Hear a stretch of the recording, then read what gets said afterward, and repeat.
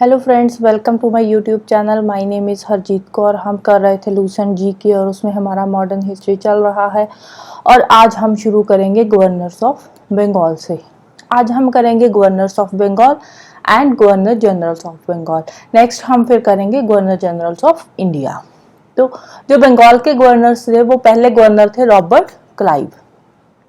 Robert Clive Bengal के governor रहे थे 1757 से लेकर 60 तक। 1760 में फिर आ गए थे वेनिस्टट। वेनिस्टट के टाइम पे बैटल ऑफ बक्सर हुई थी 1764 में और उसके बाद फिर से 1765 में रॉबर्ट क्लाइव बंगाल के गवर्नर बन गए थे और 1765 से लेकर 1767 तक फिर ये बंगाल के गवर्नर रहे थे और इन्होंने इस टाइम में बंगाल में डुअल गवर्नमेंट सिस्टम शुरू करा था। डुअल गवर्नमेंट में क्या होता है? डुअल गवर्नमेंट में इन्होंने जो बंगाल की एडमिनिस्ट्रेशन थी उसको दो हिस्सों में बांट दिया था। एक तो निजामत बना दिया था, एक बना दिया था दीवानी। और जो निजामत था, निजामत पे निजाम रूल करता था। जो भी निजामत के काम होते थे वो निजाम देखता था और जो दीवानी के काम होते थे वो सारे के सारे कंपनी खुद देखती थी। दीवानी जो थी वो कंपनी के अंडर ही काम करती थी। फिर जो नेक्स्ट गवर्नर आए थे वो आए थे कार्टियर। कार्टियर 1769 से लेकर 72 तक बंगाल के गवर्नर रहे थे और इनके टाइम पे 1770 में बंगाल में फेमाइन आ गया था। और फिर आए थे जो लास्ट बंगाल के गवर्नर थे वो थे वॉरेन हेस्टिंग और इन्होंने आते ही बंगाल में जो डुअल गवर्नमेंट रॉबर्ट क्लाइव ने शुरू करा था उसको इन्होंने खत्म कर दिया। और जो रॉबर्ट क्लाइव थे वे बंगाल के लास्ट गवर्नर थे और बंगाल के फर्स्ट गवर्नर जनरल थे और ये बंगाल के गवर्नर जनरल बने थे 1774 में through the regulating act of 1773। और इन्होंने फिर आते ही क्या किया था, चार्ल्स विल्किन ने गीता को इंग्लिश में ट्रांसलेट करा था और इन्होंने फिर इंडिया में इसको इंट्रोड्यूस कर दिया था। 1784 में ये विलियम जॉन्स के साथ मिलकर इन्होंने Asiatic Society of Bengal found करी थी। अगर हम इनके रेवेन्यू रिफॉर्म्स की बात करें तो इनके टाइम पे जो लैंड रेवेन्यू कलेक्ट किया जाता था उस पे ऑक्शन होती थी।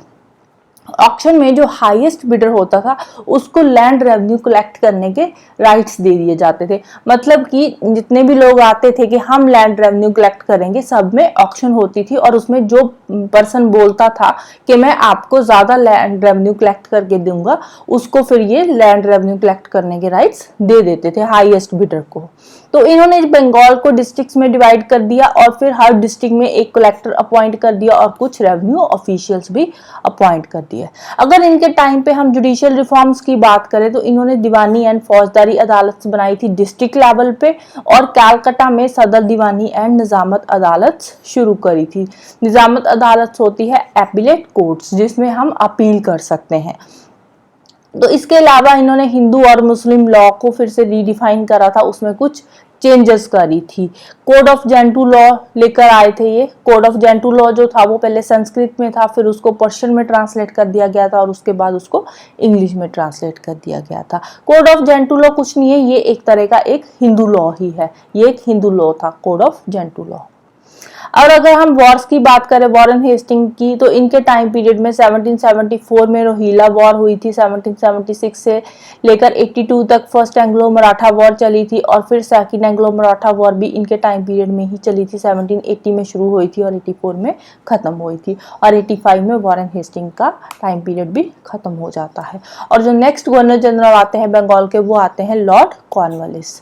लॉर्ड कॉर्नवालिस गवर्नर जनरल रहे थे 1786 से लेकर 93 तक। ये पहले ऐसे पर्सन थे जिन्होंने लॉ को कोडिफाई करा था। 1793 में इन्होंने लॉ को कोडिफाई करा था। कोडिफाई का मतलब क्या होता है कि इन्होंने मतलब कोड को सेपरेट कर दिया था। जैसे कि जो रेवेन्यू एडमिनिस्ट्रेशन का काम था वो अलग था और एडमिनिस्ट्रेशन ऑफ जस्टिस जो था वो अलग कर दिया। मतलब कि रेवेन्यू वाला काम अलग कर दिया और जस्टिस वाला अलग कर दिया, दोनों को सेपरेट कर दिया।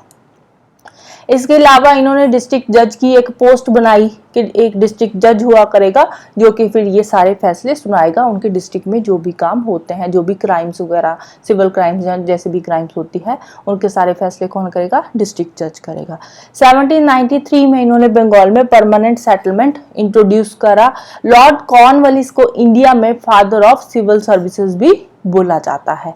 अगर हम वॉर्स की बात करें तो इनके टाइम पे थर्ड एंग्लो मैसूर वॉर हुई थी, जिसमें टीपू सुल्तान को हरा दिया गया था और 1792 में उनके साथ ट्रीटी ऑफ श्रीरंगापट्टनम साइन करी गई थी।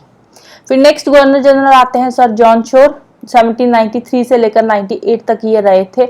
इन्होंने फिर फर्स्ट चार्टर एक्ट इंट्रोड्यूस करा था 1793 में। अगर हम वॉर्स की बात करें तो इनके टाइम पे हुई थी बैटल ऑफ खरदा, और बैटल ऑफ खरदा हुई थी निजाम एंड मराठास के बीच में 1795 में। नेक्स्ट गवर्नर जनरल आते हैं लॉर्ड वेलेस्ली। लॉर्ड वेलेस्ली का टाइम पीरियड है, ये गवर्नर जनरल रहे थे 1798 में बने थे और 1805 तक रहे थे। और इन्होंने इंडिया में सब्सिडरी अलायंस सिस्टम शुरू करा था सो दैट कि ये इंडिया में ब्रिटिशर्स को सुप्रीम बना सके। और निजाम अली पहले ऐसे इंडियन थे, पहले ऐसे इंडियन नेटिव रूलर थे जिन्होंने सब्सिडरी अलायंस को एक्सेप्ट कर लिया था 1798 में। और इन्होंने अपने टेन्योर में मद्रास प्रेसिडेंसी भी बनाई थी। और इनके टाइम पे अगर हम वॉर्स की बात करें तो 1799 में फोर्थ एंग्लो मैसूर वॉर हुई थी और उसमें इन्होंने टीपू सुल्तान को हरा दिया था। सेकेंड एंग्लो मराठा वॉर भी हुई थी इनके टाइम पे, जो कि 1803 में शुरू हुई थी, 5 तक चली थी। उसमें इन्होंने सिंधिया, भोंसले और होलकर को हराकर उसके बाद ट्रीटी ऑफ बसीन साइन करी थी 1802 में। फिर नेक्स्ट गवर्नर जनरल आते हैं जॉर्ज बार्लो। जॉर्ज बार्लो 1805 में गवर्नर जनरल बने थे और 1807 तक रहे थे, 2 साल के लिए रहे थे। और इनके टाइम पे 1806 में हुई थी विलौर म्यूटिनी। नेक्स्ट आते हैं लॉर्ड मिंटो। लॉर्ड मिंटो 1807 में बने थे गवर्नर जनरल और 1813 तक रहे थे। इन्होंने महाराजा रंजीत सिंह के साथ ट्रीटी ऑफ अमृतसर साइन करी थी 1809 में। 1813 में इन्होंने चार्टर एक्ट पास करा था जिसका नाम था चार्टर एक्ट ऑफ 1813। फिर नेक्स्ट आते हैं लॉर्ड हेस्टिंग। लॉर्ड हेस्टिंग 10 साल के लिए आए थे, 1813 में बने थे गवर्नर जनरल और 23 तक रहे थे। इन्होंने आते ही policy of intervention and war adopt करी थी। अगर हम वॉर्स की बात करें तो इनके टाइम पे एंग्लो नेपालीज वॉर हुई थी जो कि 1813 से लेकर 23 तक चली थी, 10 साल तक चली थी। एंग्लो मराठा वॉर हुई थी 1817-18 के बीच में हुई थी। हेस्टिंग्स जो थे उन्होंने पेशवा और सिंधिया के साथ फिर बहुत ही ह्यूमिलिएटिंग ट्रीटीज साइन करी थी, उनके ऊपर थोप दी थी ह्यूमिलिएटिंग ट्रीटीज पेशवा और सिंधिया के ऊपर। इसके अलावा थॉमस मुंद्रो जो कि उस टाइम पे मद्रास के गवर्नर थे, उन्होंने रायतवाड़ी सिस्टम, जो रायतवाड़ी सेटलमेंट था, उसको इंट्रोड्यूस करा था। नेक्स्ट गवर्नर जनरल आते हैं लॉर्ड एमहर्स्ट। लॉर्ड एमहर्स्ट 1823 से लेकर 28 तक इंडिया के गवर्नर जनरल रहे थे। अगर हम वॉर्स की बात करें तो इनके टाइम पे फर्स्ट बर्मीज वॉर हुई थी जो कि 1824 में शुरू हुई थी, 26 में खत्म हुई थी। उसके बाद इन्होंने मलाया पेनिनसुला की टेरिटरीज एक्वायर कर ली और भरतपुर को भी कैप्चर कर लिया था 1826 में फर्स्ट बर्मीज वॉर के बाद। फिर जो लास्ट गवर्नर जनरल आते हैं बंगाल के, वो है लॉर्ड विलियम बेंटिक। जो लॉर्ड विलियम बेंटिक थे वो बंगाल के लास्ट गवर्नर जनरल थे और इंडिया के फर्स्ट गवर्नर जनरल थे। लॉर्ड विलियम बेंटिक ने क्या करा था, ये बहुत इंडिया के बहुत ही लिबरल गवर्नर जनरल थे। इनको बोला जाता है इंडिया में father of modern western education. 1829 में इन्होंने जो सती प्रथा चलती थी इंडिया में उसको खत्म कर दिया और इसके अलावा और जो भी क्रूअल राइट्स, रिचुअल्स वगैरह चलते थे उस टाइम पे, उनको भी इन्होंने अबॉलिश करने की कोशिश करी थी।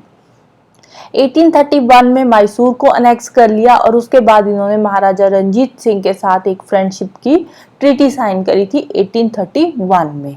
फिर इन्होंने चार्टर एक्ट ऑफ 1833 पास करा और उसमें इन्होंने बोला कि कंपनी में अगर कोई इंडियन कंपनी के ऑफिस में अपॉइंट किया जाता है तो उसके साथ किसी भी तरह का डिस्क्रिमिनेशन नहीं किया जाएगा on the basis of religion, place of birth, descent, colour, इनके बेसिस पे उसके साथ कोई भी डिस्क्रिमिनेशन नहीं किया जाएगा। Right, so this is all about today. Next हम करेंगे गवर्नर जनरल्स ऑफ इंडिया। तो जाने से पहले वीडियो को लाइक कर देना, शेयर कर देना और चैनल को सब्सक्राइब कर लेना। Thank you, bye bye and have a nice day.